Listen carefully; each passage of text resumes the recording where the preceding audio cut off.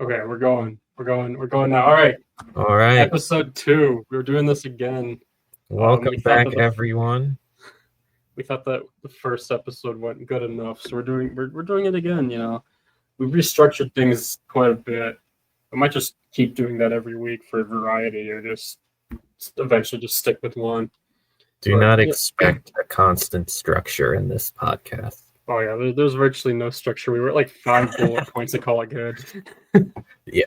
Anyway, so what's on the agenda today? The first thing is we are continuing a journey through the Hobbit movies, which obviously Théoden hasn't seen the Hobbit movies. So this past week we watched uh, Hobbit: Desolation of Smaug, which is of course the second in the trilogy. So we're just going to review that quick. Yeah, so do we want to start with positive things about the movie again, what we enjoyed? Sure thing. We can do whatever we want. Spoiler alert, I like this movie a lot less than the previous Hobbit movie, and even that one I Interesting. thought was just pretty average. I guess what I enjoyed about this one was the Dol Guldur scenes. Those were pretty cool because that's not really something that's discussed very much in the book. So it was cool to kind of see it in the movie. Yeah, that's just something that's I think generally consistent through all three movies is the Dol Guldur scenes. So this is actually my favorite of the trilogy. So I find it interesting that you say that you like I Unexpected Journey for more. Could you elaborate me a little bit more on that? This one just felt like it had a lot more problems than the previous movie. The kind of continuous use of CGI unnecessarily continued through this one, and while there wasn't anything quite as abrasively bad as the Eagles, it was still there. You had like the cringiest love story of all time. Oh my gosh, yeah, it's awful. That was just hard to watch. It's just like for me, like this one, just the highlight of the Smaug scenes, I think, is what makes this one my favorite. Though it's really hard to say. I mean, maybe I'll change my mind after we finish the trilogy and think about it more. But yeah, I just really love the Smaug scenes and all that. I think Benedict Cumberbatch just did a phenomenal job with the voice for Smaug, really making those scenes quite intense, I think. Yeah, and that's valid. That was probably the highlight of the movie for me too. I enjoyed the Smaug scenes. They weren't the same as the book, and they did at times kind of go too much into like the B movie action junk. But yeah, that's true. There's a lot of absurd action in this one. The barrel riding scene, especially, is pretty infamous for being quite ridiculous and out there. Yeah. At some point, it felt like they were just doing everything they could to make it as nonsensical as possible, which is not a great place for a movie. Right. Yeah, what'd you think of Legolas in it? He shouldn't have been in it at all. During the movie we were talking about like how the de-aging or whatever just looked kind of wrong. Yeah, I like mentioned like every time it was on screen, like how his he just looked completely off. Which like I mean, obviously, it sort of it kind of makes sense because like Orlando Bloom is older in the Hobbit movies than he was in Lord of the Rings, but he's supposed to be younger because the Hobbit is a prequel. So I guess because of that, it sort of makes sense, but it still just looks quite awful, especially considering that he really shouldn't even be in the movie to begin with. Right. It wasn't quite like Uncanny Valley effect. It wasn't that bad, but he didn't exactly look younger. He just looked different in like some really weird, hard to pin down way. It is quite strange. Let's see what else. Let's see, we had some character introductions in this movie. You have Bard. How do you think of Bard? I thought Bard was pretty good, honestly. I did like Lake Town too. Lake Town was I think thing I enjoyed. The Lake Town scenes I think are pretty well done. It at least feels a lot more of a realistic town than a lot of the other sceneries we get. I agree, yeah, and I just thought it was like a cool set. Both Lake Town and Dol Guldur were like the design of the places was really cool. And then we also had Tario introduced in this film. Yeah. That what That I don't even know what to say about her. She was the part of the worst love side plot of all time in this movie. Yeah, the love side plot just makes no sense to add it. It's just Yeah, pure, just like runtime, like eating, like subplot, and it just takes away a lot from the entirety of the story, I think. I agree. Yeah, and in general, they continually added stuff to like the content of the book, and it just didn't help it at all for me. Like the in the book, the orcs aren't chasing them like constantly. I mean, there's kind of this idea of like the orcs might be behind us, but in the movie, like every single instant, there's like an orc right behind them. Yeah, it's like they just like they had to add some action scene to keep the attention of the audience without just like being super drawn out Yeah, scenes that virtually nothing happens that hasn't like no effect on the story. sure. Yeah. And what else do I want to say about this movie? Uh, I mean, I'm not like sad that I watched it or something. It's the sort of movie everyone should watch once, I think, just sure. because it's part of like the Lord of the Rings saga or whatever. But Hmm. I think you watch it once, you laugh at the bad action and the insufficient CGI, and you clap at the smog scenes, and then you're done with it. Yeah, I think that's about it. And then, unfortunately, the third one I think is the worst of the trilogy. But I mean, it's also just a lot of just random action thrown in, which I mean, Yeah, kind of makes sense. It's supposed to be the climax. right. Well, and I think if you examine like the Lord of the Rings movies, it's a really interesting contrast actually, because there are certainly some very, very intense action scenes in those movies. There's some very long battle scenes, but there's also a lot of quieter, more subdued scenes and like human interaction scenes. Oh yeah, definitely. Like even like the action scenes in Lord of the Rings feel like they hold a lot more weight and a Yeah, lot more needed within the story to bring that along. absolutely. And I don't think for me there's any action scenes in Lord of the Rings that feel like unrealistic or Yeah, unreasonable. no. Yeah, I feel like they all serve a very important purpose for the story, and I mean, they're all shot in pretty epic scale that is Yeah, satisfying to watch. yeah, Yeah, so it is a bit of a disappointment with the Hobbit movies continuing, but you know, it's not the worst. It's not an insultingly bad watch, I yeah, guess. I agree. It's not Rings of Power. Rings of Power. Oh gosh.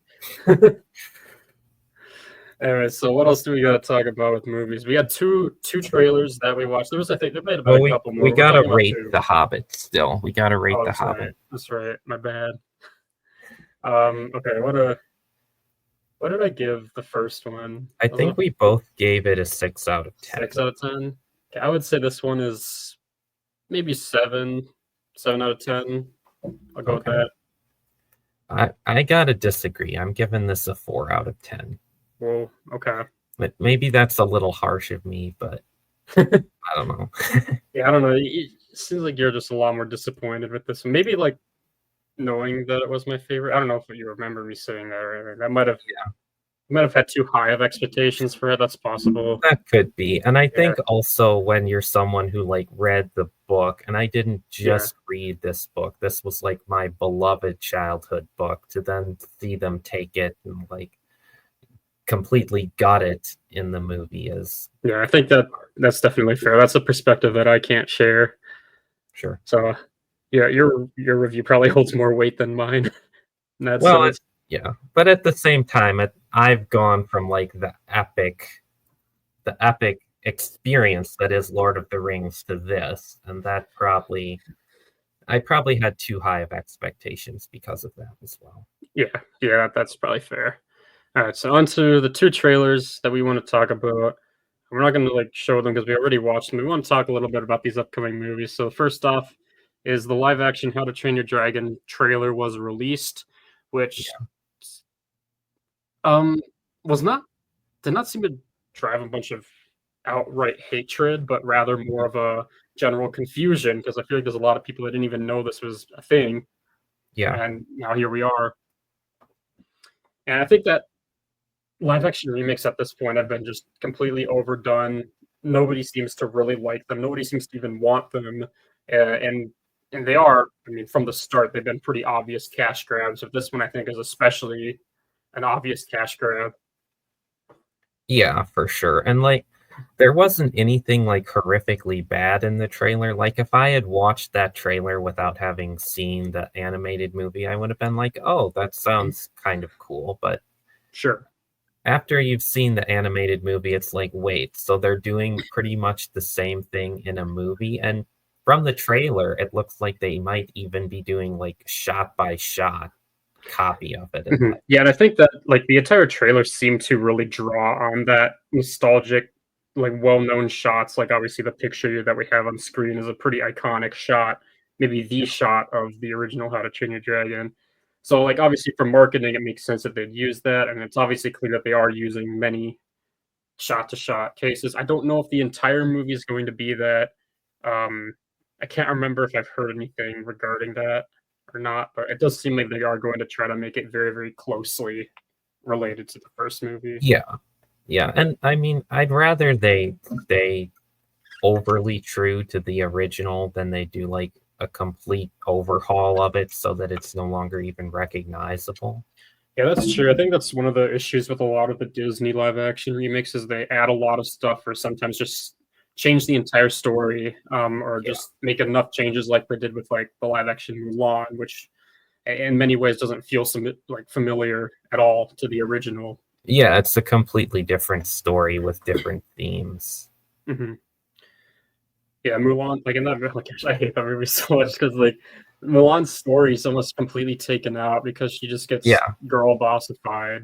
she just has to believe in herself hard Yeah, enough and then yeah. And yeah, like such an annoying trope. that was like the only live action Disney movie I was kind of excited about because like it's not just like Disney princesses or whatever, and like nothing against Disney princesses, but sword fighting is more interesting to me than like I don't know, Cinderella or whatever. And then they completely destroyed the plot of it though, so it ended up being like the worst live action remake anyway. Yeah, definitely. I'd say like it might be my least favorite as far as like destruction to the original. I think that the Yeah, live action Lion King is probably my least favorite remake just because it was completely bland and like devoid of I think a lot of the heart that the original had. sure. And then I do like the live action Jungle Book. I think that one was well done. I'm just trying to think of all the ones that I've seen. I saw live action Lion King in theaters actually, and I remember like nothing about it. So I think Yeah. calling it bland is pretty accurate. Mhm. And I think the one other that I know I've seen is live action Aladdin, which I think I like more than most people, but like there are Okay, some things about it that just annoy the crap out of me. sure. But at least it was vibrant, colorful. I felt like there was at least some heart still within it. That's something. That's good. Yeah. And to kind of get back to like the movie at hand here, the live action How to Train Your Dragon. I think last podcast I mentioned a lot of whether this is going to be a good or bad movie is going to swing on how they do Toothless, and I'm like reasonably satisfied with this Toothless here. I think so. I think they clearly are trying to like just take the animated model and then maybe just add a little bit more detail. I think what they did, I think the choice they did for the eyes, I think is what's going to end up making the difference. And the eyes seem to be very, pretty much identical to what the Yeah, animated movie had. So I think that this Toothless in the live action is going to be just as expressive. The dragons in general are going to be just as expressive, which I think is what added a lot to the story originally. yeah. So that's good to see. And like, it's kind of it's so weird seeing like a live action character treatment where the entire internet doesn't completely bash it. Mhm. Obviously, we had the whole Sonic scenario when that happened, and it seems like studios have learned, oh, let's just make it similar to the established character. Let's not try to like make it overly realistic or something like that. Right. And the thing is, like, this Toothless still looks pretty realistic. It doesn't look out of place, so I think they did a really good job Yeah. with it. Yeah, absolutely. I agree. And I think I'd say I'm cautiously optimistic for this one because it doesn't look horrible. I mean, I'm not sure why they have Hiccup wearing just like a completely bland shirt here. That's an interesting costume choice. But anyway, that's not my point. My point is I'm cautiously optimistic because I think they got the dragons right, and I think they have respect for the original. Yeah, and I think that this movie will be a pretty faithful remake, but the problem is it is a remake. They aren't adding. They doesn't look like they're going to add too much. They probably won't take away much at all either. So, like, at least for me, I do not see myself spending money to get a ticket for the movie. So I'm very curious to see, like, how this will perform at the box office, because I could see this being a massive hit, massively successful hit. But I could also see it somewhat flopping. But I'm leaning more towards it being a hit. When does it come out? That's a great question. I looked that up quick. Because like right now, I feel like nobody knows about this. So if it's coming out like in the spring, Yeah, it seemed like a lot of people were surprised that this was even happening. Didn't know anything about it. I knew it was coming eventually. I didn't realize it was this soon. I thought it would be like another year or so, at least from yeah. what I'd seen. And I think if they have a year and they don't mess up the marketing, this does have the potential to be a reason. Okay, looks like it's going to be in June. June Okay. 13th, looks like, is the release date. Interesting. So they're There's going still a few for months the out. summer movie. I think it's. I don't know. I don't know what releases. I don't even know what movies are coming out next year. It's all just a blur until like 2 weeks before it comes out. I swear. I just don't keep up with that. Anyway, so but like there is one thing about this movie that did draw a lot of controversy, Yes, which is the the controversial casting for Astrid. So this is the picture that I think went viral or something along this line, because as you can see, Astrid does not look like her animated version. So the main, obviously, the actress for this, from what I've learned, is quarter black. So you could argue it's a race swap. However, I think the bigger crime, at least from this picture, is the hair color. I think that if they gave her blonde hair, it wouldn't actually be that bad. Yeah, and what are they doing with their hairstyle too? Like, what's with that weird braid thing? Maybe she had that. Like, I feel like this hairstyle is somewhat It's familiar somewhat from the familiar movies. to the. I've only I don't seen know if the that's true original, or not. so I could. Like, I can't. I feel like that's something, right? It looks like something that I've seen from these movies or something similar. So I don't Okay, hate the hairstyle that much. Hiccup's hairstyle though, just in contrast, just seems a little off. I don't know, like if that's sure. just me or not. That's valid. Wait, Like this looks like every 14-year-old wait. boy's hair of all They time. changed Like, his hair color. what's up? His hair is different colors in these pictures. Here it's like brown, and here it's blonde. I think that's just lighting. Honestly, I don't think that's. light? Okay. I don't think that's anything. Like this is clearly like he's in the shade. Looks like Maybe, but his hair looks so. the other one's just. Maybe I'm overreacting to I think you're overreacting to that one. Anyway, so I don't know. It's going to be interesting to watch how this film goes out. Yeah. See the general response to that. I'm cautiously optimistic for it as well, though. Obviously, I mentioned I probably will not be buying a ticket for that, especially ticket prices nowadays are expensive enough. Like I have to really be excited for something if I'm going to pay that. Yeah, absolutely. All right, so there is one other trailer we want to talk about. The other trailer that dropped this. Yes, for the Minecraft movie, or I think it's like a Minecraft movie or something like that. So the second trailer dropped for this one, or maybe like the first. I don't know if the other one was a teaser or whatever. This is like the first or second trailer that came out, and well, there's a lot of going on in this trailer. Let's just say that. They said the thing, I guess, is like the big news. They said the famous meme. They said the famous meme of the children yearn for the mines, which that was I thought it was kind of cringe, honestly. Like, And oh yeah, absolutely. This entire movie is cringe yeah, personified, I think. But like, I will say this trailer was a lot better than the first one, and the general internet reception seems to agree with me on that. So mhm, that's something. I still don't like how they're having live action characters in the Minecraft world. I think that's a yeah, stupid idea. I saw that someone remade the first trailer in a Minecraft animated format, which I thought looked a lot better. I'd probably be a lot get a lot higher approval from actual Minecraft fans or just the target audience in general. probably. But yeah, but I'm still not necessarily sold on the aesthetic of the movie. Like I'm not I either. don't like I don't see how this movie's going to end up being good. Yeah, it feels like they're trying to do too much at once here. It's like you've got kind of the nostalgia baiting with Minecraft, and you're doing kind of the same thing in the Mario movie with that. And also, it has like the same start to the plot where like Jack Black falls down a Yeah, mine shaft or whatever and ends that up is in kind of Minecraft. interesting to think about. Yeah, And then you have like the meme appeal, I guess, with they and said, Jack Black was in the Mario movie too. yeah,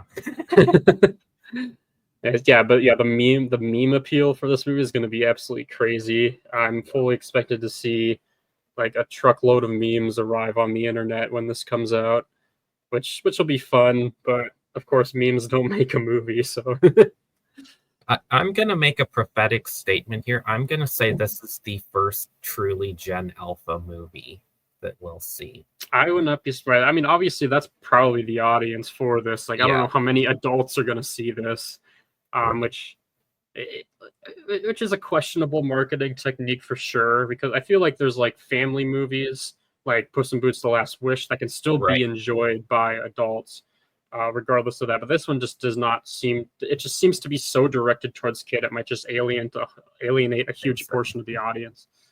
And after seeing the trailer, I was like, they're leaning so heavily on memes. Surely the kids won't get it. And then I was like, oh, wait, it's Gen Alpha. They will You get know, it. yeah, yeah. And I've even I don't know if it's just like me like I don't know if I'm just falling for my own illusion for this, but I feel like a lot of the kids movies have been Gen Alpha-ified in some ways, where they're a lot faster paced.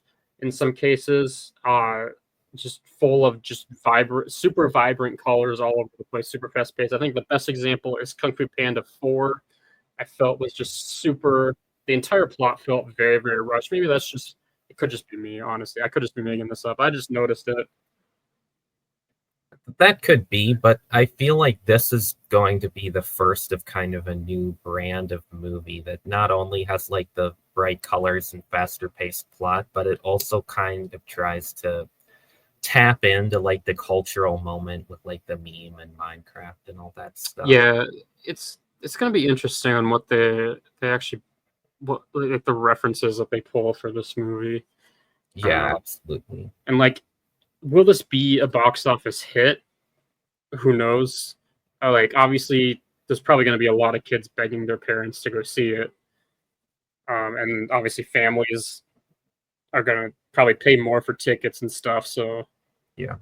I it'll probably make back its budget with mhm. interest is going to be my guess, but I don't think it's going to be like the Mario movie where it's like Yeah, you that's like the one thing that I would maybe compare it to is the Mario movie, but like yeah. is there really the nostalgic pull of Minecraft equivalent to that of Mario? I really just don't know. I think Mario just has a much larger pull from all generations, more so than Minecraft does. Yeah, I think that's valid. So, although like I wouldn't be surprised if this just ends up being a massive box office success as well. I It think there's a chance of definitely that has that happening. potential. Like, I mean, it could have like a Minions Rise of Gru moment where the Mhm. memes bring people into the theaters and then it gets becomes successful that way. Like we could do something like that as well. That's likely. That yeah, that's certainly possible. And to continue my general theme of being overly annoyed at minor details, I really don't like the shirt Jack Black is wearing. Yeah, I mean, yeah, it doesn't even look like Steve's shirt that he wore in the game. Yeah. It doesn't look like a shirt anyone would ever wear. There's just something off about it, and like the weird collar. Yeah, it's strange. I don't know what they're thinking with that. And we'll see. Yeah. It's gonna be like like what are the other characters they're doing in this movie as well? Like you have Jason Momoa in this movie of all people, which like what are they gonna do with that? I don't know. I guess we'll find out. We'll find out. I probably won't. It's not. I probably won't see this in theaters. I will not see this in theaters. I feel like if I see this in theaters, I'll probably go with friends for the memes. That's like that's how I'm gonna see this in theaters. And that's probably going to be the only way you can watch this movie too, I think, if you're over the age of 8. I guess the other option is that this movie somehow ends up being really good, and then word of mouth spreads, and then I see it that way, but I doubt that'll happen. I don't see any way this is like even the Mario movie objectively is not a good movie. It just had that nostalgic appeal, and that's where it got the success. I completely agree. Yeah. All right. So those are the movies that we got to talk about today. So moving into what was it called? Switching gears or whatever it's called. We're going to talk about. We're kind of just like let's just think of like a non-theological culture topic to throw in. So we decided to just throw this in, which is we're going to talk about the growing gender divide politically. Oh no, did we put the slides out of order? Talk about. Yeah, I got the slides. Give me one second here. I won't fit our slides. We forgot to switch. We switched our order around before we started. Yeah. Okay, just share the screen again. I'll be able to get it. Yeah.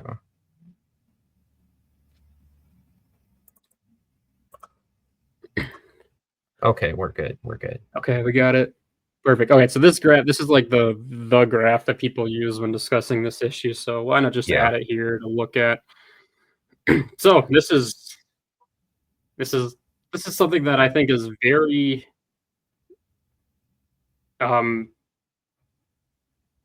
fascinating. I don't know what I forgot the word I was going to use. I don't know, but it's quite interesting. It's also quite, I think, sad and in some ways scary to see where this could eventually lead. Because I mean, if you look at all of these graphs, I mean, like I don't know the data beyond. I guess that's 2020. So who knows how much has actually changed? But assuming these trends continue, then it's only going to get worse. Yeah. But basically, the point of this, if you haven't already guessed from the headline here and the graphs themselves, is that men and women are very, very quickly moving in opposite directions politically in general as demographics, with men going more and more right and women going more and more left. Yeah, and I should know that this is specifically for 18 to 29-year-olds. So this is specifically young people who typically trend more towards the left, which is why, like, even in the U.S., where, like, yeah, there's a big divide there, but men are still on the liberal side of most issues. They're just significantly more conservative than the women. Yeah. So I think it's pretty obvious what's causing it, but what are some of your thoughts of the cause for this?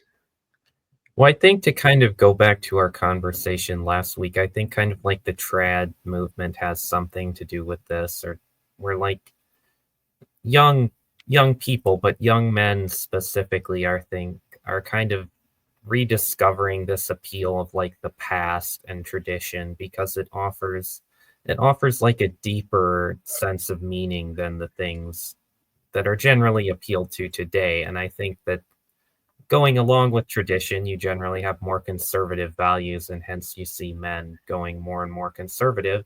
And I think probably the larger reason this is happening, and also the more simple one, is that largely the left just isn't speaking to men. They're talking about like women and LGBTQ people, and men are just kind of getting left by the wayside. And if you're not speaking to a major demographic as a political party, that demographic's kind of just going to ignore you and leave. Yeah, and I think that that's one thing that a lot of the left is waking up to, the reality that they have alienated a large portion of men Like even in basically every ethnic breakdown, men are more conservative than the women of that same group. And this election, especially, they finally saw that come to fruition and like the extent that it is. Yeah. If anything, I would guess that the trend today is like even more so than in the past since we saw, Trump getting elected. Mhm. And I think that actually puts the Democratic Party in a really critical place because I think their instinct right now is to be like, all the white men voted for Trump, they bad, we no like them. And like, that's not going to work. It's just It's going to not a make the winning problem strategy at worse. all. No. But I think you also see that there's been talk on the internet in the weeks since the election that like, hey, the left is not doing a good job appealing to young men. And the Yeah, question and of I mean, like you can even look at like the YouTuber Shoe on Head, who yeah, basically knew exactly what was happening and started talking about it before, and now now the rest of the left is finally catching up to her and realizing that this is an issue that they are going to have to consider if they want to to to I guess gain votes, which is kind of a stupid way to appeal to like someone because I mean, more or less like if you're looking like strictly politically, it feels like both parties just want your vote and they don't actually care too much about you. But like yeah, even then, sometimes just talking about and saying that you want to help somebody or help give them what they want, then that's going to be appealing and they'll gain your vote for that, even if it doesn't end up happening at all. right. And kind of another thing I'd like to point out here is if we look at the charts for South Korea and the US specifically, we see men growing more and more liberal in like the 2006 up to 2015. That's especially pronounced in South Korea, and you see it to a lesser extent in the US. I think this here is like the millennials kind of growing up because millennials are basically the most liberal generation there is That right now. And that does seem to be the case, yeah. yeah, then around 2015, you have like the Gen Z people, which I think is like 1996 to 2014. Let me double check that quick. You can keep talking. I know it's 1996, but you have the 1996 and the younger Gen Zs or older Gen Zs, I guess, like coming to voting age here. And that's when you really start to see like the Yeah, conservative at the trend. moment, Gen Z is the majority of this age range. Gen Z is Yeah, currently ages 12 to 27, so that's going to cover most of this right. group. But obviously, in 2020, even all of a sudden, there's a lot larger portion of millennials that are going to be in this age group. So that could so you can kind of see like I guess you could say that as Gen Zers began to vote, you can start to see this trend towards conservatism. Right. And it's the same thing with the female movement towards liberalism too, because it really kicks off here in South Korea around like 2015 and here in the US around, oh, I don't know, 2010 or so. And again, that's largely when Gen Z is starting to come to the age of political involvement there, I think. Yeah, yeah, it's and like this is kind of interesting to look at. This might be controversial to say, but like it looks to me, at least in the U.S., that the women are going further left than the men are going right. I think that's the case. Yeah. Which it's kind of because like is do you think that there is a sort of reactionary aspect to this, whereas one group goes one direction, the other will just go further away? Yeah, I think there absolutely is kind of a reactionary thing to this. Yeah, so it certainly seems that way. I want to know like whether this will ever resolve itself because it's certainly not looking like that at the moment. Yeah. I mean, I'm sure it will at some point. Like political trends wax and wane, and I don't think that we're going to see this trend continue indefinitely. But I think for Right. the foreseeable future, for like, I think definitely in the next election, we're going to be seeing the continuation of this trend. Yeah, for sure. It's gonna be very interesting to watch what would actually have to get done for that to change. One, like I've heard from, some people in the red pill sphere that they think that the women will just become more conservative, Mhm. like, uh, what's the word I wanna say? They're gonna become more conservative as the men go more conservative. Of course, that's from the red pill group, so of course that's what they think, but it's an interesting idea to think about. Sure. Honestly, I don't like here's the thing. I don't feel like the Republican Party or the political right has been like super anti-women or anything like I don't that. think so. I mean, obviously you have your portion of the right that's just Yeah, anti-abortion, which of course is at least perceived as anti-women, but sure. at least my argument against that is, what about all pro-life women? All of the most passionately pro-life people I know are also women. So what's going on there? Right. Why are women the predominant force on both extremes of the issue? Well, it's kind of funny, like how predominantly women the pro-life movement is, and I think that's phenomenal, by the way, that the women Mhm. are leading like the charge on the attack on abortion. I guess there's a pro-life movement on our college campus here, a pro-life club that I go to, and I am regularly the only guy there, which is kind of funny. Yeah, if you want to meet the girls on campus, you just join the pro-life club, I guess. That'll Facts. work. Yeah, it's really quite interesting to just view this and how, like, where is this going to lead? Are we going to see this gender divide get worse? Like, how long is it going to get before it starts to resolve itself? Because I think Gen Alpha, at least right now, looking early, it's probably going to get worse. Yeah.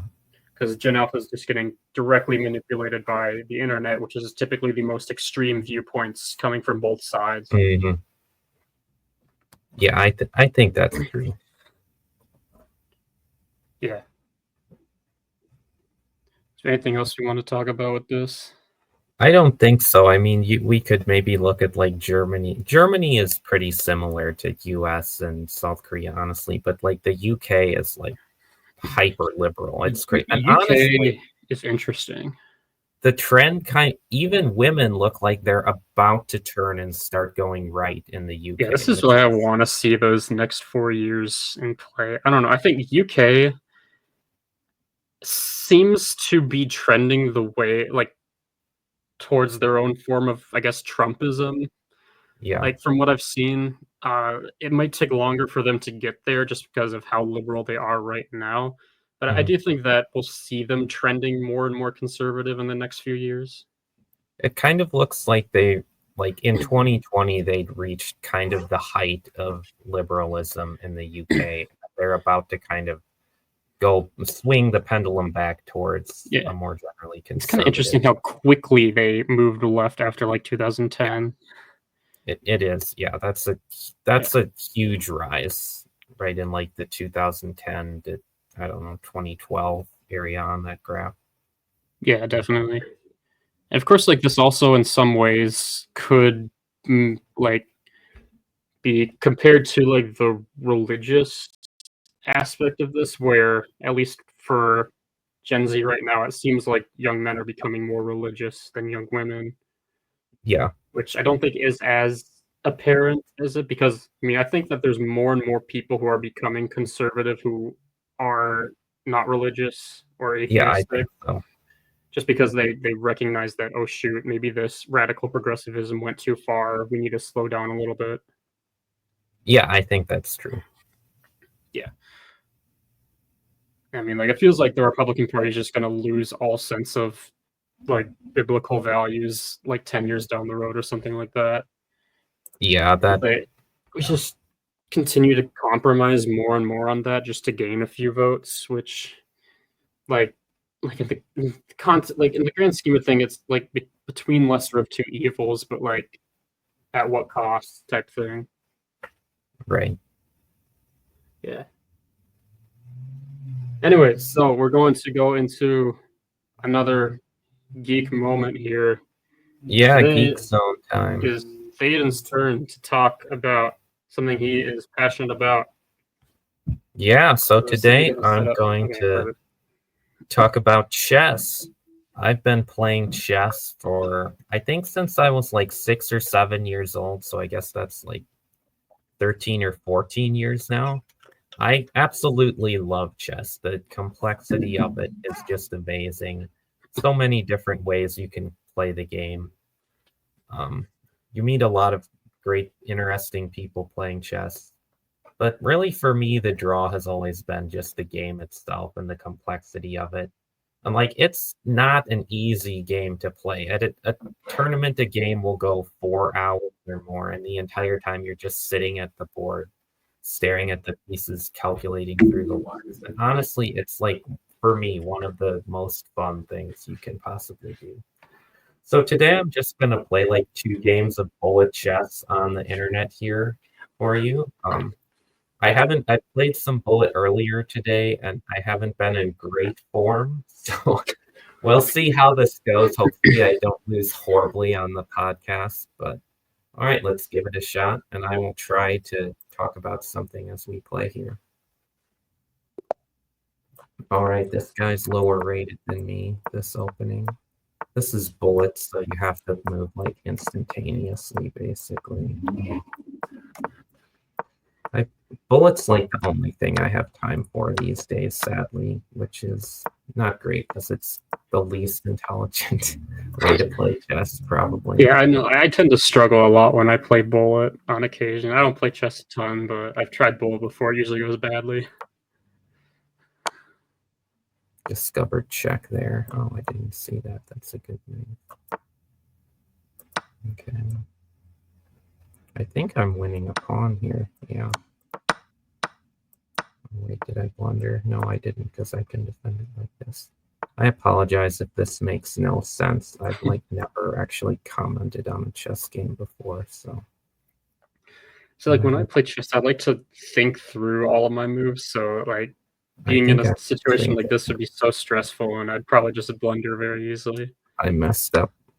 I lost a. Well, I made it worse too. I blundered a whole rook. Yeah, that's not great. And I can't even take there because then it's mate. I probably just have to resign this pretty soon here.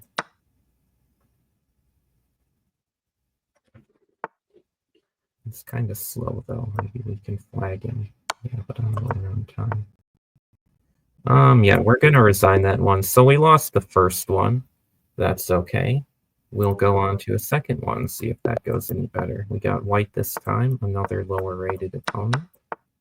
Okay, I hate playing against this opening, but we gotta do what we gotta do. Oh my gosh, that was horrible. Okay, I'm probably never gonna play chess live again because that was really bad, guys. Oh. But yeah, sometimes I actually do play chess well.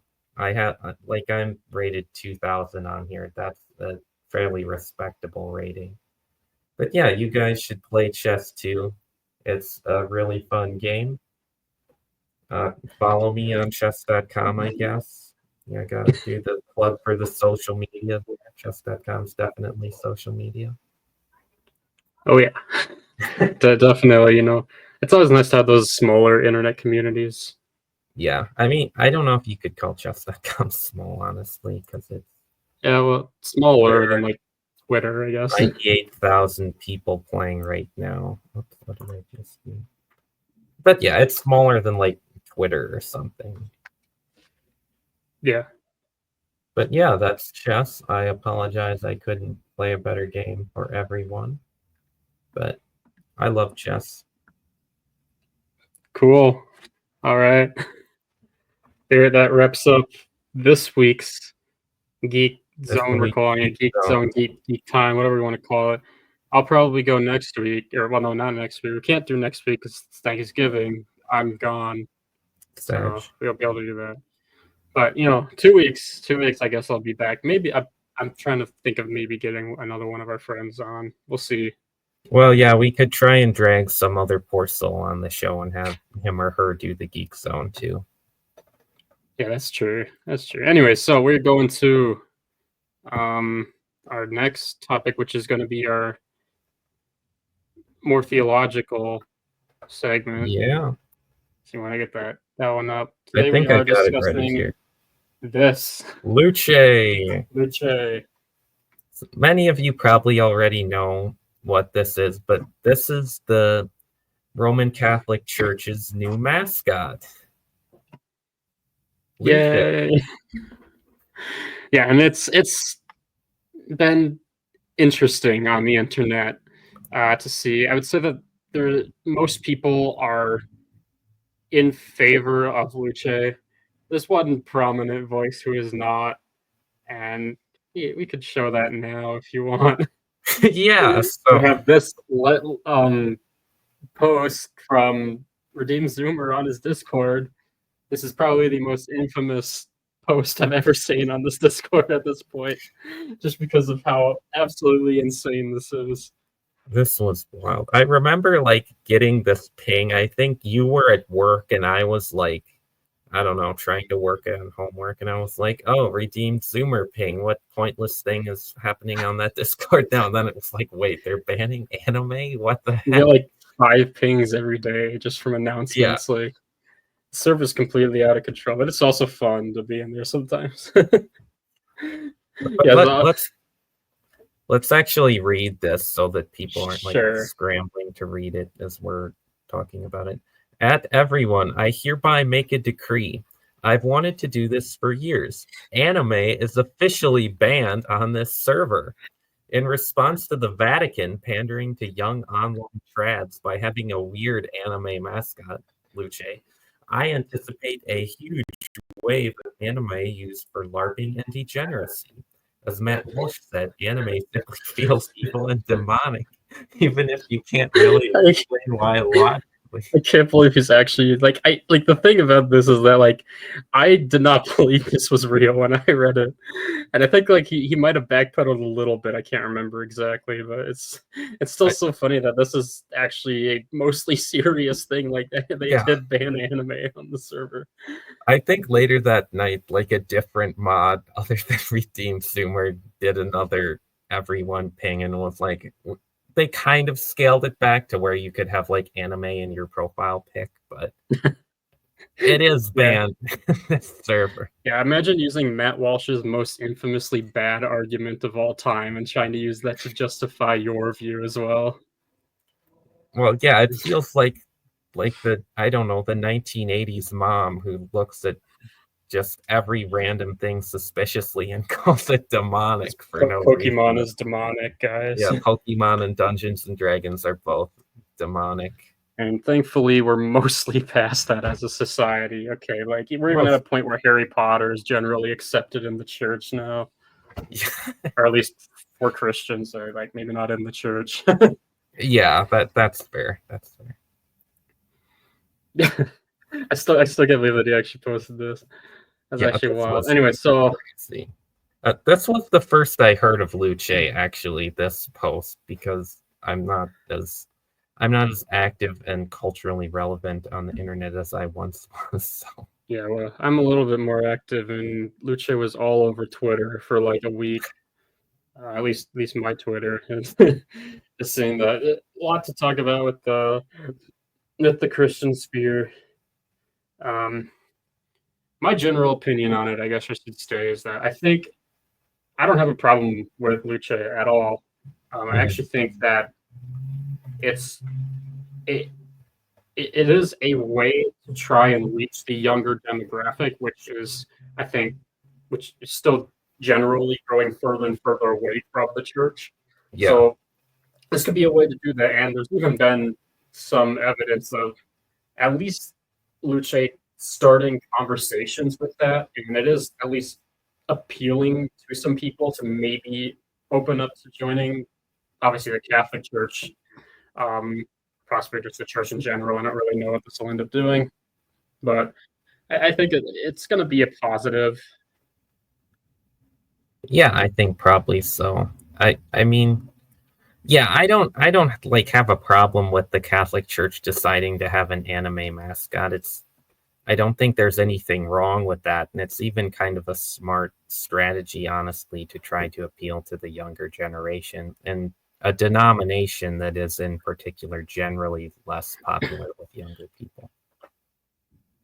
Yeah, and I think to just be aggressively against it is not a great Yeah, strategy, because that could even turn people off from the church. I think something that a lot of Christians do unintentionally. Obviously, we can't expect everyone to be open to joining the church to begin with, but actively through your words or actions, like deterring people from the faith or like just general considering to start attending church or something like that is not gonna be the best strategy. right. Yeah, like I'm not like an anime person or anything. I've never watched an anime, and I'm sure there's some really stupid, dumb animes out there, but like I don't have anything against anime as like a concept or a general media form, and I think if the Catholic Church wants to use that media form, and honestly, I'm not sure you can fully even call this Luce anime. It looks more just Yeah, like a just a cartoon. general cartoon character. Yeah, Yeah. I mean, I see why they are calling it anime, but it's like more cartoon than it is. like this. Like whenever I see Luce, I just get reminded of the Zelda mock in the newest game, Echoes of Wisdom. It just reminds me a lot of that style for whatever reason. I don't really know why that is, but like Yeah. the like what do I want to say? I forgot what I was saying. I lost my train of thought. All right, whatever. All right. Anything else you want to discuss with Luce? With well, we do have one more thing to bring up here. You'll see at the end of Zoomer's post here. I'm so glad John Calvin didn't approve of anime. Well, John Calvin came before anime, or at least he wasn't aware of anime in his culture. So who knows if he would have approved? I guess he didn't approve of it, but he also didn't disapprove of it.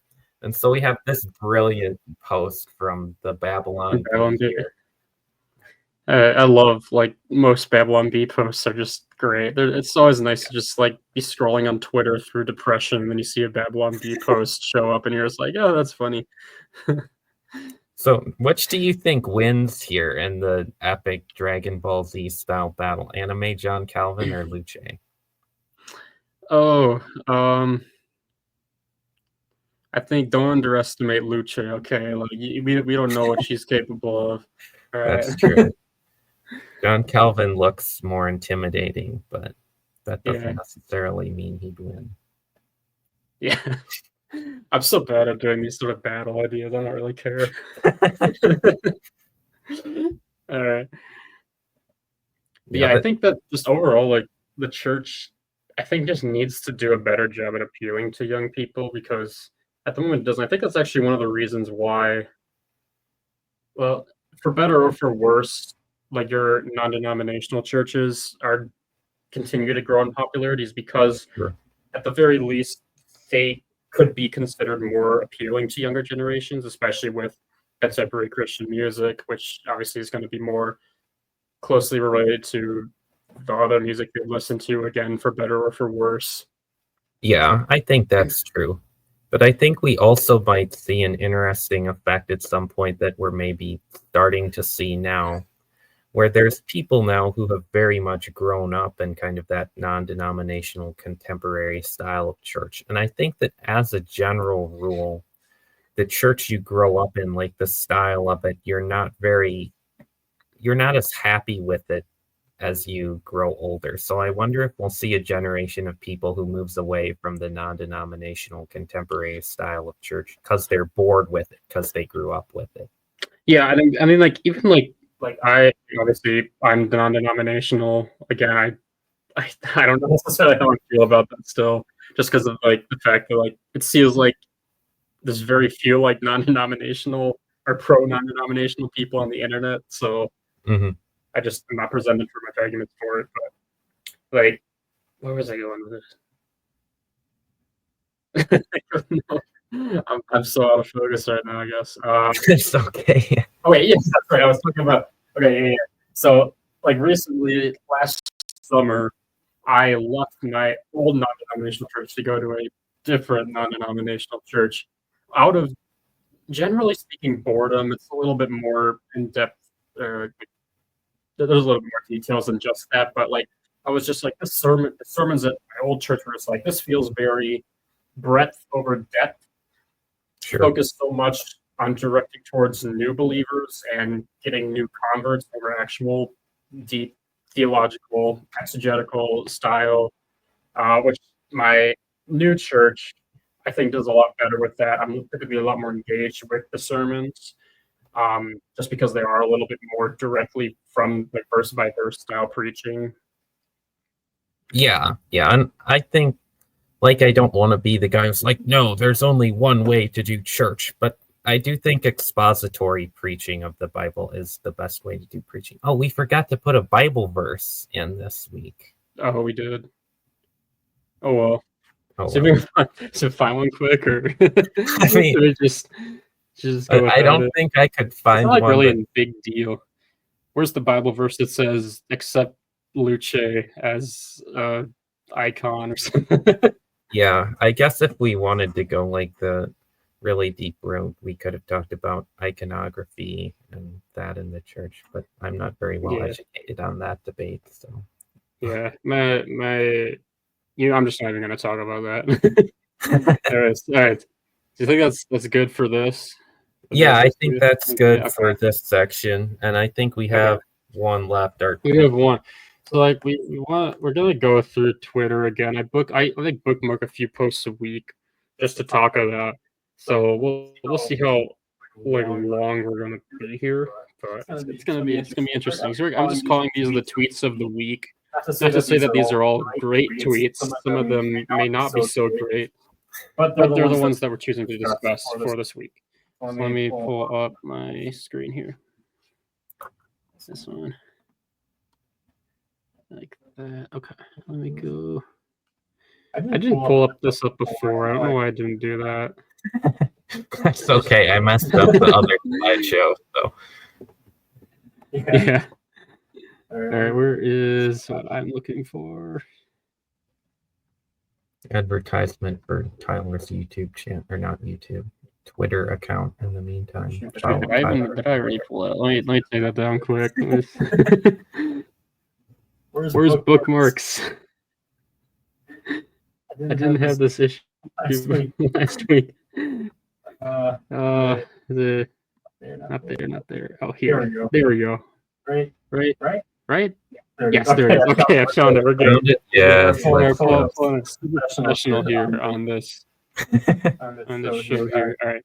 So here is my bookmark. I'm just gonna make this bigger. Is that good? Click good enough. All right. So here's our first post. So this is responding to the gay Republican. It says, honest question, do you think less of Scott Russell than I for being gay? And then Samuel Say, who responds, you two are made in the image of God, just like me. You two are sinners, just like me. Jesus can rescue you from your sins, just as he did for me. Thoughts? Well, so first of all, I think we need to make a distinction here that isn't commonly made in the media between being gay and living a gay lifestyle. Because being gay in itself is not sinful. It's just being attracted to people of the same sex as oneself, which is just a temptation. It's not in itself a sin. Right. I think that's a distinction that even the church doesn't always make very well. Yeah, absolutely. The media definitely isn't making that distinction, and the church isn't helping things. But like from the content of this tweet that's being responded to, it certainly looks like the people here are living like a gay lifestyle. And like, I don't want to be super judgmental here because I don't know if these people are following Jesus or not. And like, if they're not, then like, it's not really for me to judge what they're doing. But I think that this response here is perfect. You two are made in the image of God, just like me. Yeah, everyone's made in the image of God. Oh, you two are sinners. Yeah, exactly. We're buffering a little bit. Sorry. We're buffering. Uh-oh. Yeah, there's quite a bit of a delay now. Okay. Anyways, you continue now. We're back, though. But yeah, basically, I think this is the perfect response. Jesus can rescue everyone from their sins, no matter what you've done. Yeah, and I think that at least the way that I usually say it is that if you are gay, you deserve hell just as much if you weren't gay. Just because of the reality that we all are sinners and therefore all deserve hell. Yeah. I think that that's a pretty good distinction that can be made for like within the church just as a way to reach out. Because Yeah, I think like the whole like the rhetoric of saying like if you're gay you go to hell is not exactly helpful. I think there needs to be a little bit better of an explanation. yeah, I think so. But I think saying if X, you go to hell in general is dangerous unless the Yeah, statement definitely. is if you don't believe in Jesus, you go to hell. Because, like, Yep, yeah, that's how it works. that is how it works. That's good. All right, next one. What we got here? I have to go a little bit smaller, get the full thing. That might help. Okay. Okay, here we go. This is obviously a repost, but we can still read it from J-Man. It's casting based on race is dumb. It should go to the best actor. Nobody bats an eye when an anime adaptation has a completely Japanese cast, despite these stories. I get being true to the source material, but it's Bond. I think Idris Elba would have been great in the role. This is just sort of just discussing, I guess, like diversity hiring, DEI practices that seem to be especially prevalent in the entertainment industry at the moment. Yeah. And we talked about this a little bit earlier, kind of with the casting of Astrid and How to Train Your Dragon. And like, I think people make mistakes on both sides because if you're putting an actor or actress in a movie just because of what race that actor or actress is, I think that's a stupid decision unless the character like specifically relies on being, a member of that race. Right, and I think that you could also say that on the opposite side, it goes too far to suggest that a diverse casting at all would be a suggestion of DEI practices and therefore woke. Yeah, absolutely. I mean, just because a black actor gets the part doesn't mean that they were hiring that actor because he or she was black. They very well could have been hiring him or her because that person was the best person for the part. And like I think I think Idris Elba could do a good Bond, but like there is that aspect of the source material. What has James Bond historically been? Sure. What does the source material consider him to be? And I think that is something that should be considered because of you're trying to attract an audience, and audiences typically like when the source material is honored. Yeah, I think so. I think some people just get kind of too worked up about this issue, though, because like it's not the end of the world either way. Like I just want to see actors who do a good job playing the part, basically. Right. And I think one example I can think of going too far on claiming woke or crying woke or whatever is with X-Men 97, which is a show I haven't watched, but they had a black gay director.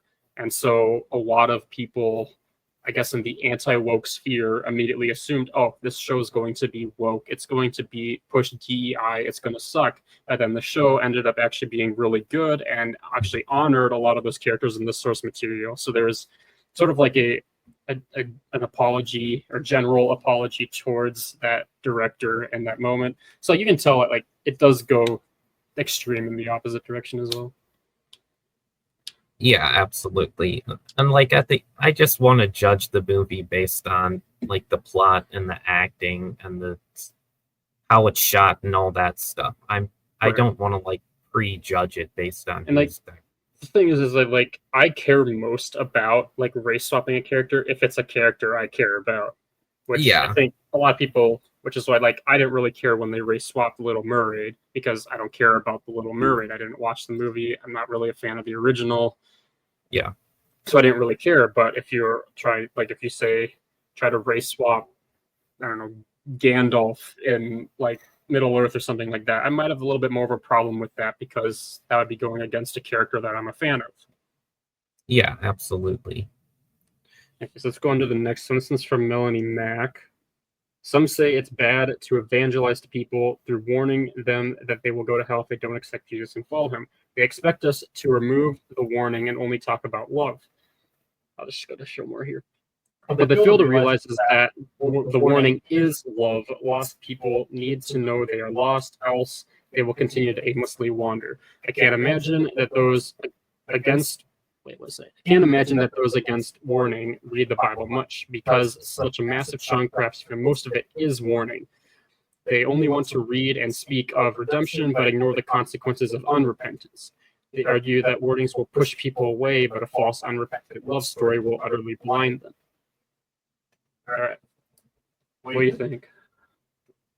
I think like pretty much every post on Twitter, it needs to be like nuanced a little bit before we apply it. Yeah. But I think at the end of the day, it's a fairly accurate post. Like we've already talked about this a little bit, but hell is a real thing, and you do go there if you don't follow Jesus Christ, and we don't want you to go there. Just to add a little bit of background info, is that Melanie Mack, at least in my opinion, oftentimes is a little bit more of a fiery Turner Burns style Christian, at least from what I've seen. I think that she's toned down a little bit on that, but she certainly does lean that direction sometimes, which is something that I certainly will criticize, but I don't think she does it in like the worst way of all time. And I think that what she says here, I do agree with.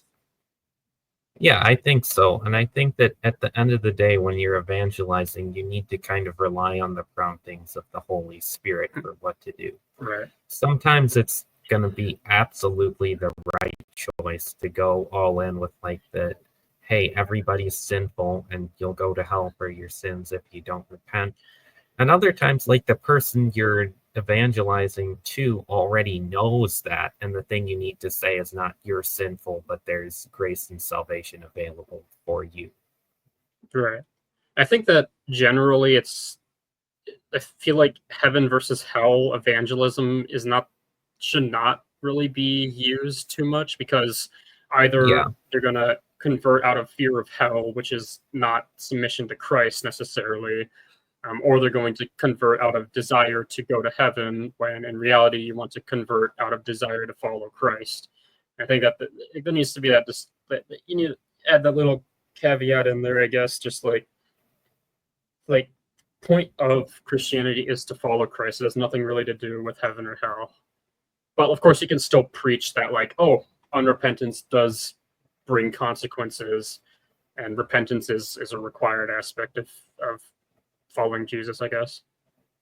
Yeah, I think so. And I think that in general today, we have a very shallow understanding of both heaven and hell, but specifically heaven. Heaven isn't just like a giant theme park where you can do whatever you want or something. The best thing about heaven is being constantly in the presence of God. And if you're not enjoying and valuing the presence of God here on earth, then you're not going to have much fun in heaven, and you're probably not actually going to go to heaven because you're not actually following God. So, right.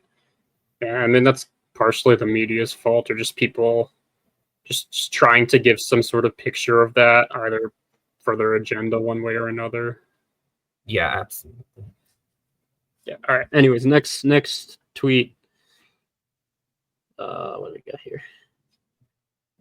Down. So this is just completely unrelated, but this is the NFL has announced that the Trump dance celebration is fair game and not punishable by a fine. So context, a lot of NFL players have started doing the Trump dance as a celebration for getting like a good play, or either offense, defense, whatever. And then there's some controversy, as the NFL, at least at one point, seemed to at least suggest that they may start fining it, which of course is something they do fairly frequently. Like players who like fall out of line or do something the NFL doesn't like will get fined. This is just another example of that. But this seems to show that the cult, this at least to me, shows that the culture is already starting to somewhat shift. In some ways, they're being a little bit more open to people who are, I guess, Trump supporters or just right-wing individuals to showcase that.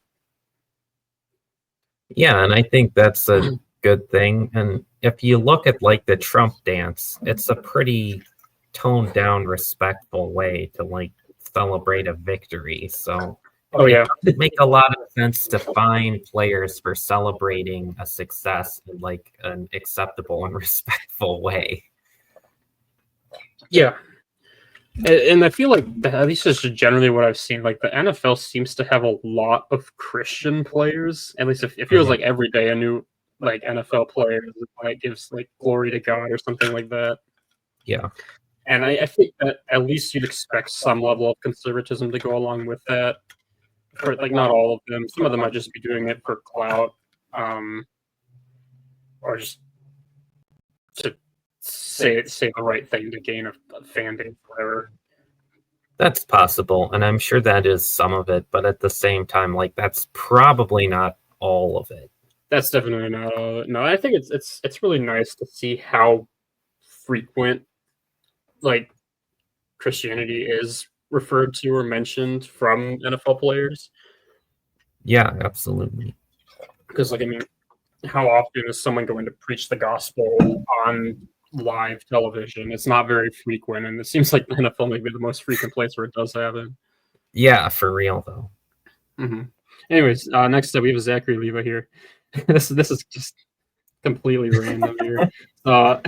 Obviously, how cool is it to be the world famous unpopular opinion meme? Zachary Levi here responds, "It's honestly pretty fun, and given how many of my opinions seem to be unpopular with certain groups of people, quite fitting." And this has made me laugh a lot, honestly, because obviously Zachary Levi came out as a Trump supporter, generally speaking, and I mean, he's fairly open about his faith as well. So I think it's fair to assume that he's more conservative, at least compared to other actors that you'll see. This is just kind of just a fun meme to throw in. Yeah, and from one of the best animated Disney movies too. Tangled is great. Definitely. Yeah, I think Zachary Levi, I see like a lot of his tweets, and he has a lot of good stuff to say. I think he's really trying to push back against pushing agendas in entertainment. He wants to just remove external agendas being influenced within media, and whatever way he's able to do that, I don't really know, but I'm very curious to see where he's going to end up going, because it's possible that his career is in jeopardy because of supporting Trump and some of his views. Unfortunately, yeah, that's like a very real thing. We've seen like people get not just canceled, but like pushed out of this industry entirely because of their political views. And, yeah, I don't know, but like even like we talked about, maybe the culture is going to be shifting, at least maybe just like a little bit, where maybe we're going to see more actors at least be like okay with Trump and the right, or even if it's like more of a centrist fencer position, at least be a little bit better than just being completely one-sided. Yeah, and like I don't think we should completely take politics out of movies. I think that would be impossible to do, but I would like to see like a more nuanced kind of friendly, not friendly, but civil back and forth discussion in it too, instead of just... And I think I really liked how politics side was handled in Andor. I thought they did a pretty good job showcase, like that's a really good example of how to have a political messaging that doesn't feel forced, doesn't feel like there's some sort of agenda behind it. And I think that like regardless if you're left or right, you can probably gain something from the narrative of Andor. Absolutely, that's a really good point. Yeah. Do we have any more? What is this here? Okay, so this is responding to this, I guess, meme from Young Atheist that is not. I mean, it's such a straw man, honestly. So it showcases obviously that it basically was just saying that religion claims to know everything, and they are, I guess, you could argue this is trying to say they're closed-minded, and science is somehow open-minded, and they continue to learn more and more. And I think this is just a completely poor representation of Christianity or religion in general.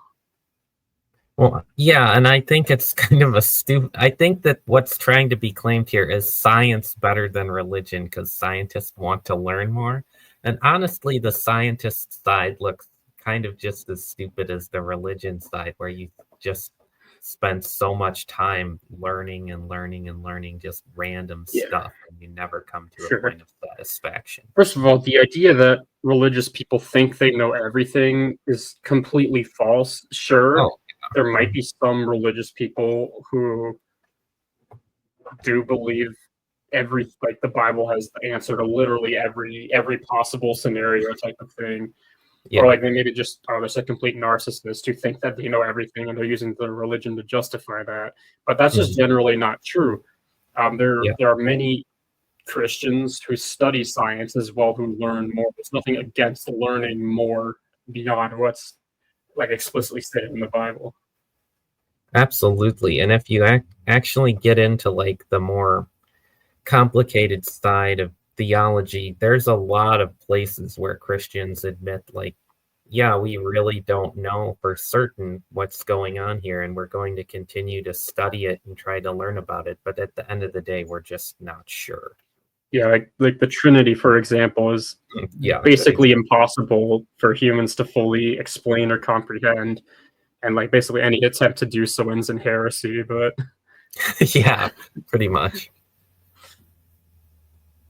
Yeah, and I think that, and I think, let's see, Seamus from Freedom Tunes' response here is, yes, as the science himself, Dr. Fauci was famously fond of saying, I don't know enough.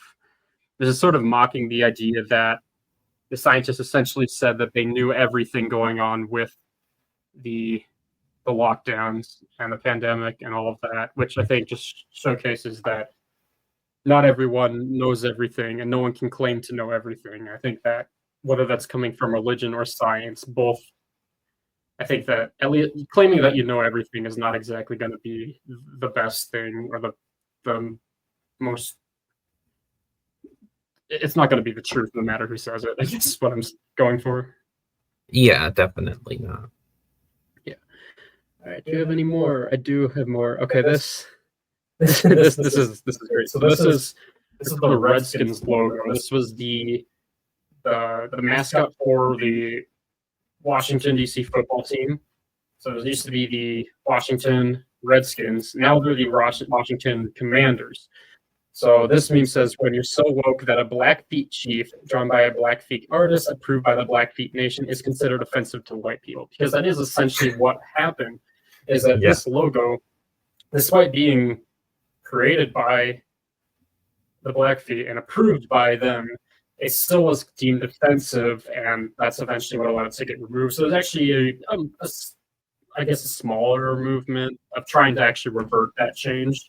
Who knows if that'll happen at the point? It probably won't, honestly, but it is an interesting thing to show that, of course, is it really that group of people getting offended, or is it just you getting offended off of your perception that that group will be offended? And that's something we see all too often, I think.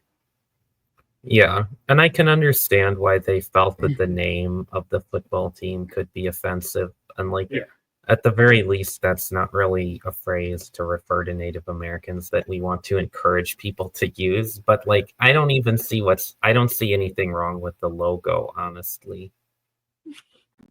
Yeah, and I mean, like even like the Blackfeet tribe seems to be okay with the name, the logo, everything. At least, I mean, sure, there might have been a couple that didn't like it, but the point is that like you can't just assume, you can't just get offended on behalf of others because you don't know if they're actually going to be offended.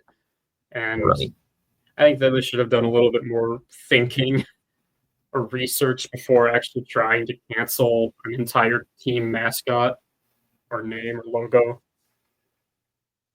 Yeah, for sure. All right, not everything is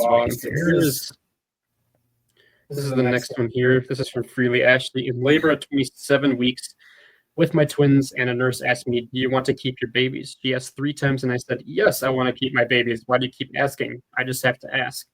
This is, of course, responding to this tweet from Candace D. What's the most outrageous thing a medical professional has ever said to you? That's just kind of crazy. And I think a claim we hear a lot from the left on abortion is, well, abortions in the 3rd trimester never happen. And like, that's just simply not true. Yeah, it's probably fairly rare, or like the majority of abortions probably are not that, but they absolutely do happen, which is unfortunate. And it's really interesting how in some cases, some people might even assume that you don't want to have the kids, which I think like that's part of the issue with where the current pro-choice movement is. They've gone from pro-choice to pro-abortion, which I think is where they're losing a lot of people with that. I think most people are somewhere in between radical pro-life and radical pro-abortion. Like even pro-life individuals might be in the middle or closer to the middle on some aspects of it. Sure. So I thought that was just a interesting story that kind of shocked me, I guess. Yeah. I'm trying to look up the stats here for 3rd trimester abortions. I guess I should probably look on Chrome instead of the random political debate I had on Discord 3 weeks ago or whatever. Yeah, maybe. But it is like a low number, but it's not an insignificant number. And at the same time, if you look at like what percentage of people, okay, it's less than 1%. But if you look at the number of pregnancies that end in abortion, I think it's like 25%, which is just insane. It's almost become like the main thing to do is like to have an abortion, which is just a really unhealthy place. And like part of it is somewhat tragic because like I'm sure a good portion of abortions are women who would keep their child under different circumstances, which is unfortunate to look at. Obviously, as someone who's pro-life, I would disagree with their decision, but I can at least empathize to a certain extent with their choice. Like their life is in complete shambles, and that's not like the thought process is at least reasonable. Yeah, absolutely. Yeah. All right, and we got one more here at the bottom. Old man take. People should bring back restraining their language in public when in proximity to children. Absolutely. I agree. And honestly, you go ahead. Okay. So like this is something that I've noticed at least a lot more, and it maybe just might be as growing up. Like maybe you kind of like self-filter bad language. You don't know what you're hearing, whatever. But at least I've noticed that it seems to be that there's no restraint around language for a lot of people. Like even working at Chick-fil-A, there's going to be groups of usually teenage boys who swear every 2 words at their table right next to like a family with young kids, and it pisses me off so much. Yeah, and I've worked at Walmart, so like you hear everything working at Walmart. It's really crazy. And like, honestly, when you're using profanity like every other word, it doesn't even mean anything anymore. Like when you're using it to express really strong emotion once in a while, I'm kind of sympathetic to it. But if you're just like throwing it in every sentence to try and be cool or whatever, it's not cool, and it doesn't even mean anything. It's so weird how it at least feels like swearing has just become part of a lot of people's dialect, and it's just generally normal. Like no one pushes back against that. Like at least for me, like I don't swear. At least I try my best not to. I might have slipped here or there, but like for the most part, because like I don't see a reason to, generally speaking. And obviously, like you mentioned, like maybe in an extreme circumstance, it could be warranted, and you can sympathize with that. But like it's so widespread now that it just blows my, because like it's like the whole like swearing is stupid, makes you stupid, means you're stupid, whatever. Like that's a dumb argument, but like there might be something to that. Like. And maybe not stupid, but immature could maybe be an argument used there. I don't really want to use that argument, but I think it means you're not able to really speak eloquently at the very least. And like, I do think good speech is a virtue that people don't really appreciate anymore. Yeah. I guess even like it's kind of surprising how much people even within the church would swear, like not maybe not in church, but outside of church. This is something I noticed that I really disliked, especially in high school, Mhm. and middle school as well. But like, it was a lot of the people that went to like the youth group or went to my church or whatever in school were their language is the exact same as everyone else around them. They swear very frequently, and it just put me kind of a little bit off. And just like, hold up, I was taught that we're supposed to like restrain our words, speak love, like all those like Bible Christian phrases or whatever. So it kind of blown my mind to see how many people just disregarded that or whatever. Yeah, and I think that it's absolutely right that as Christians we should try and like restrain our language and speak things to build other people up. And even if you completely ignore that argument, we're supposed to be like kind of set apart as Christians. So when you're using the same language as the culture, you're not really bearing witness to Christ. Yeah, I think that's essentially what it does come down to. Like, even if swearing isn't explicitly like a sin, something you shouldn't do, like even if it wasn't, which I mean, I don't know. I haven't studied too much if the Bible explicitly states. I know this is like don't curse, but like curse. What does it mean to curse? Does that mean use a curse word or like Hmm. curse towards someone? But it just makes sense to me that swearing should be something that is restrained from Christians. Now, granted, different cultures view different words differently. Like even if you go from like the Midwest to the South of the United States, like they might have a different standard for language. So it gets a little bit tricky in that Hmm. context. Sure. But I think just generally speaking, it should just be agreed upon that we should at least try to restrain our language a little bit for the purpose of being set apart, like you mentioned. Yeah, I think so. Yeah. Okay, so that's the end of that. Do we have anything else we want to say? I don't think so. Thank you for No. listening through to the end of the podcast, unless you skipped Yeah. to the end. That's yeah. So we're hoping to keep doing this as much as we can because I mean I generally like doing this. So Yeah, yeah, we won't be here next week because of Thanksgiving. We'll be gone. right. But 2 weeks we'll hopefully be back. Yeah, We'll and see. maybe we'll try and bring a guest on or something too. We'd like to do that at some point. Perhaps yeah. We think 3 to 4 people would be the norm eventually. Mhm.